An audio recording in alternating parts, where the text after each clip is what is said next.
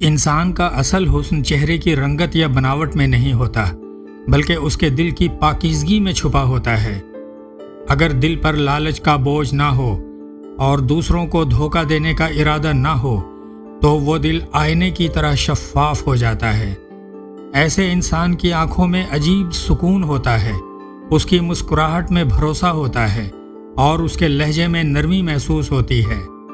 یہ کیفیت انسان کو دنیا کے سامنے بھی معزز بناتی ہے اور اللہ کے ہاں بھی مقبول۔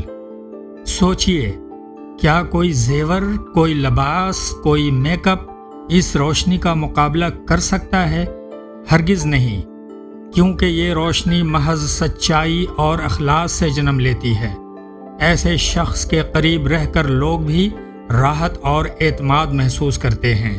گویا دل کی روشنی صرف اپنے چہرے کو نہیں بلکہ دوسروں کے دلوں کو بھی منور کر دیتی ہے، اور جب انسان کا دل پاکیزہ ہو تو خدا اپنی سچ کی روشنی اس چہرے پر ایسے بکھیر دیتا ہے جیسے سورج کی کرنیں صبح کی ہوا کو روشن کر دیتی ہیں۔